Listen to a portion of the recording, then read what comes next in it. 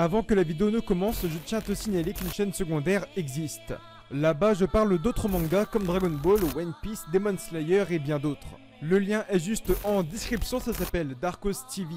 Tu y trouveras par ce même biais un lien pour Tipeee afin d'aider au développement de la chaîne. Sur ce, bonne vidéo.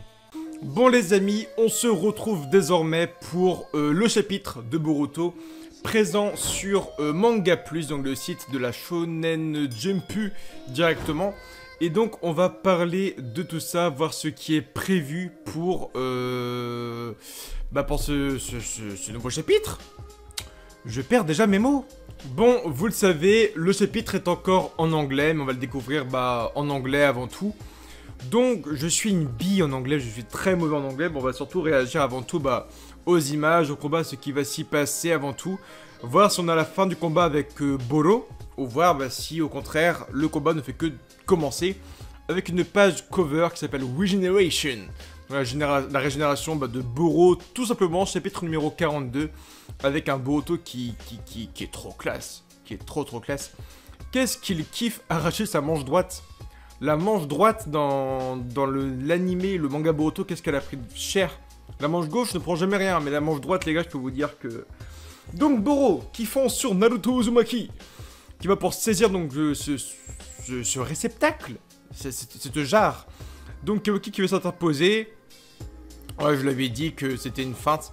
En fait, je l'avais dit dans le précédent chapitre que Boro allait attaquer les choses pour que Kawaki baisse sa garde. Aujourd'hui, on sait que Kawaki tient énormément à Naruto Uzumaki. Donc, Boro allait faire en sorte d'attaquer Naruto pour que Kawaki fonce dessus en baissant sa garde et l'attaquer directement. Donc là, il saute par-dessus Naruto, il lâche son virus à nouveau. Il balance des shurikens que Kawaki va parer avec son bras qui est transformé.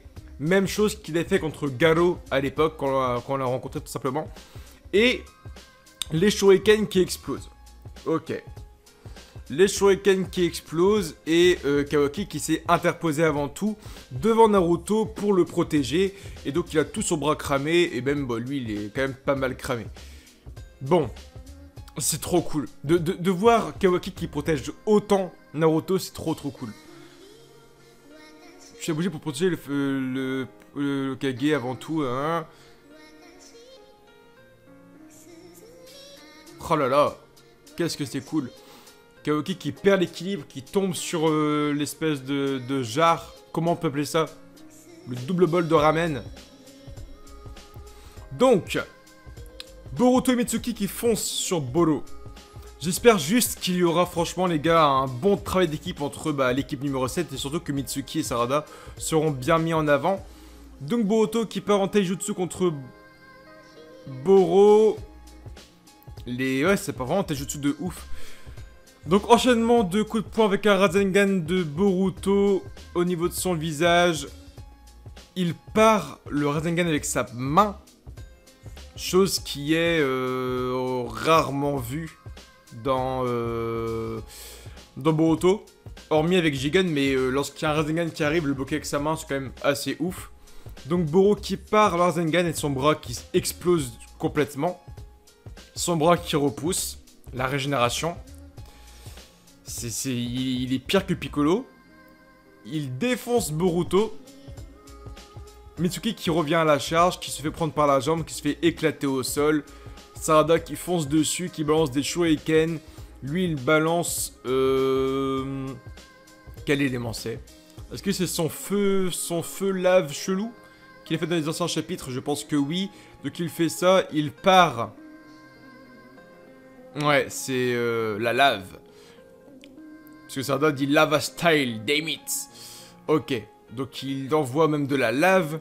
Donc il part les shurikens de Sarada qui fondent immédiatement. Mitsuki qui balance son bras, qui chope directement Boro pour le maintenir. Kawaki qui fonce, qui pose sa main sur le ventre de Boro. Et qui fait un Kamehameha, une main. Mais d'où il sort ce chakra? Est-ce que... Ah! C'est peut-être tout le chakra que Kawaki a accumulé avec son Kama. Tout le chakra qu'il a absorbé avec son Kama, là il vient de le relâcher dans le ventre de Boro pour le désintégrer. Donc bah là, il a plus le bas de son corps, il y a plus que le haut. Contrairement au dernier chapitre où il y avait bah, juste le bas et le haut avaient été complètement désintégrés. Donc il s'écrase au sol. Oh, l'équipe 7 quand même, ils ont une puissance. Hein. L'équipe numéro 7, les gars, ils ont 12-13 ans, ils ont une puissance de ouf. Hein. Rendez-vous compte. Hein. Entre le Rasengan de la semaine dernière qui avait détruit tout son bus, là, ce Kamehameha, une main qui détruit toutes ses jambes et tout. Il se régénère, ses jambes repoussent. Comme ça, donc où il est, bah, il est nu, hein. Il est nu, on va pas se mentir. Oh, je me pose trop de questions d'un coup, là. Bon, déjà, je voulais vous dire qu'il ressemble beaucoup à Ricom, comme ça, dans Dragon Ball. Mais là, je me dis qu'en fait... C'est con ce que je vais dire, hein. Mais il a pas de tub. C'est très chelou, dit comme ça. Mais je me dis, est-ce qu'il a pas été tout simplement créé à 100% ancien? Est-ce que Boro n'a pas été créé, le fait qu'il soit asexué? Peut-être que c'est juste une création à 100%.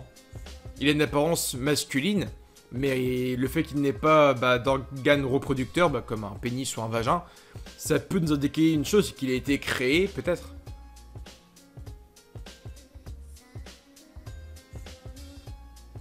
Je sais pas du tout. Je sais pas du tout, je me pose pas mal de questions, hein. Je vais pas vous mentir, là, y a pas mal de doutes. Est-ce que Boro a été complètement créé un peu à l'image de Delta? Même si je pense que Delta est soit la fille, soit la femme de Amado. Là, Boro, c'est très spécial. Hein. C'est très très spécial. Parce que les marques noires, qui est le niveau de ses abdos, qui descendent au niveau de ses adducteurs et entrejambes, ce n'est pas un tissu, c'est juste une marque. Là, Boro est vraiment entièrement nu. Et le fait qu'il soit asexué, d'après ce qu'on voit, ça nous pose énormément de questions. Bref, on va pas regarder sa tub pendant 40 ans non plus. Donc Boro qui leur fonce dessus. Shadow Doppelgangers. Ok. Enfin, Doppelgangers. Donc Taiju, Kagebenshi no Jutsu, je pense. Donc ça part en Taijutsu contre Boro avec ses clones.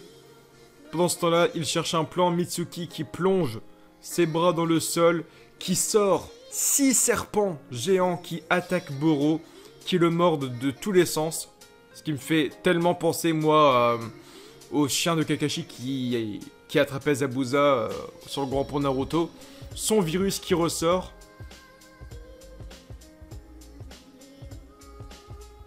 What?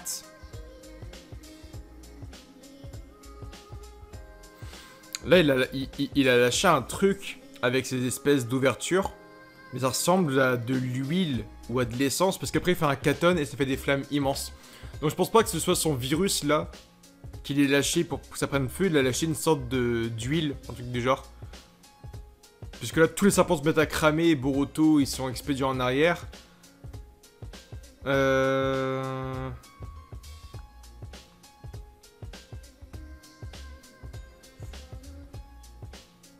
Ah putain, je suis nul en anglais. Hein.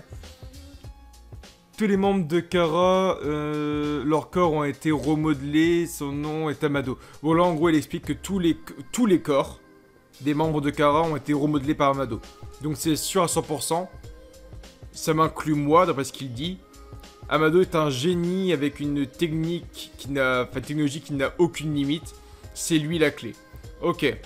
De ce que je peux comprendre, avec tous les cours d'anglais que j'ai séchés, c'est ce que j'ai compris. Bon. Donc déjà, validation, Amado a retouché tous les corps. Donc il aura retouché Code aussi, Kashin Koji et j'en passe.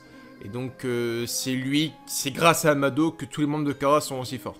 Ce qui rejoint pour l'instant ma théorie que j'ai faite il y a maintenant quelques temps, expliquant que selon moi, les membres de Kara ne sont pas forcément puissants. Ils sont juste trop forts technologiquement quoi.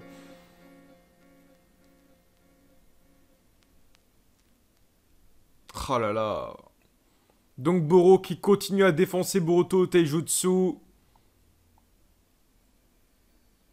Grosse droite dans le nez. Kawaki qui repart au combat contre Boro avec son bras transformé. coup de genou dans le bide. Oh là là, c'est très violent. Donc, le Raiden de Mitsuki. Je comprends pas. Je comprends pas ce qui fait que c'est trous sur les tempes, sur le bassin et tout là. Parce que là c'est pas un virus qu'il envoie, c'est comme de l'air comprimé. Et ça explose quoi. Parce que là Mitsuki se prend une déflagration et...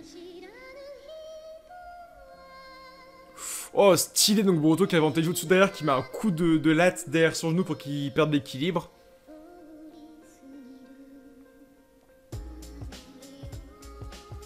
Kawaki qui repose sa main et qui refait exploser son corps. Putain, merde. Juste après, il a fait un signe. Mais ça, quelque chose, c'est qu'en fait, si Boro fait un signe, c'est forcément une technique, quoi.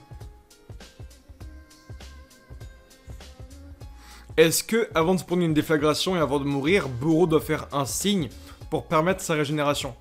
J'entends par là que là, si Boro n'aurait pas fait le signe avant de se prendre sa déflagration, ben, il se serait pas régénéré.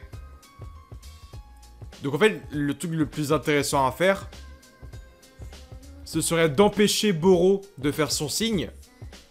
Parce que s'il fait son signe, même s'il meurt, il reviendra, il se régénérera. C'est comme ça que je vois le truc. Donc en gros, pour battre Boro, selon moi, il faudrait empêcher qu'il fasse son signe. Donc au lieu de s'attaquer à sa tête, à ses bras et tout, faudrait le bloquer au niveau de ses bras pour pas qu'il ne fasse le signe et l'attaquer directement. Donc en fait, il faudrait faire un gros travail d'équipe pour que on l'immobilise, qu'on tienne ses bras et que l'autre aille le détruire de fou. Moi je pense que, j'ai remarqué ça, dès que Boro fait son signe, donc une sorte de signe comme ça là, dès qu'il fait ce signe là, bah son corps se régénère après. Même s'il se fait désintégrer, peu importe la quantité et tout, il se fait désintégrer. Et il est même possible qu'il y ait un délire en mode Majin Buu, parce que j'ai remarqué que souvent il se régénère, mais il reste toujours une partie de son corps. Il est possible que pour détruire Boro, il fasse supprimer 100% de son corps. Fortement possible. Je pense qu'il faut détruire 100% de son corps pour que ça s'arrête. Et je pense que les espèces de petits tuyaux qu'on voit sur ses hanches, sur ses pecs et tout, ça a forcément un lien aussi. Il faut peut-être détruire ces 6 capteurs pour tuer Boro. Il y a trop de liens avec Boro pour l'instant. Donc Boro s'écroule, il se régénère encore une fois, Boruto qui fonce dessus, il refait son signe encore une fois. Ses muscles bougent, hein. C'est bien grâce au signe là que son corps se régénère. Donc il faut bloquer le signe, il faut lui péter les bras, il faut lui couper les mains. Rasengan, il le prend, son épaule a explosé, son épaule se régénère. Il est trop chaud, Boro est trop chaud. C'était mon dernier Rasengan, hein. J'ai presque plus de chakra, fait chier.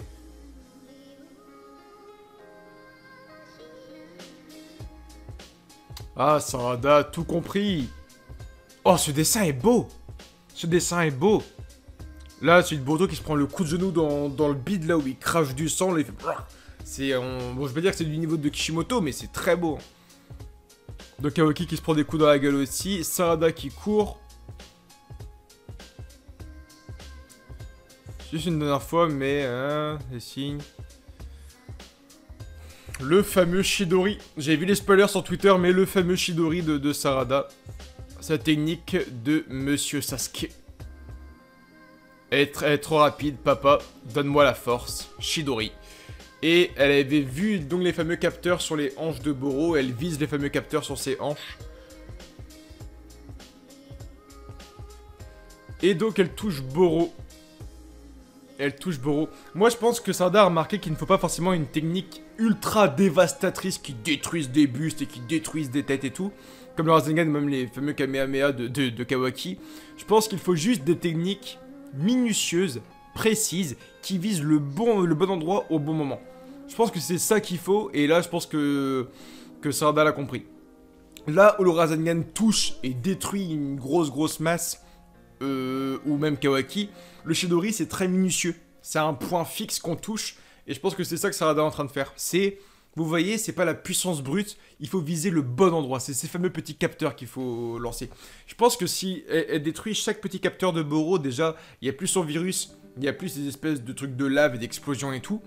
Et bon, là, on a vu déjà que, même sur la dernière planche, Boro a refait son signe, donc là, dans tous les cas, ça va se régénérer. Si il est touché musculairement parlant, ça se dit pas du tout. Par contre, si ces petits outils là sur son corps sont touchés, ça ne se régénère pas, parce que ce n'est pas du muscle. Et c'est ce que Sarada, je pense, a remarqué aussi, c'est que grâce à la technique de Boro, il régénère son corps et ses tissus musculaires, mais il ne peut pas régénérer ses fameux capteurs. Ce qui est complètement faux, parce que quand son corps explosait, ses capteurs revenaient aussi. Bah j'ai hâte que la VF sorte pour l'instant. Après j'avais vu beaucoup de spoilers, donc j'étais pas forcément étonné là-dessus. Mais le chapitre est très cool. Le chapitre est très cool. Bah vivement la VF. Vivement le 43. Avec ce Rikum 2.0. En tout cas, like, commente, abonne-toi Facebook, Twitter, Instagram et Snapchat. Et je te dis à très bientôt pour de nouvelles vidéos. Et donc rendez-vous pour la critique du 42. Excusez-moi. Lorsque la VF sera sortie. Alors très bonne journée à vous et date basso.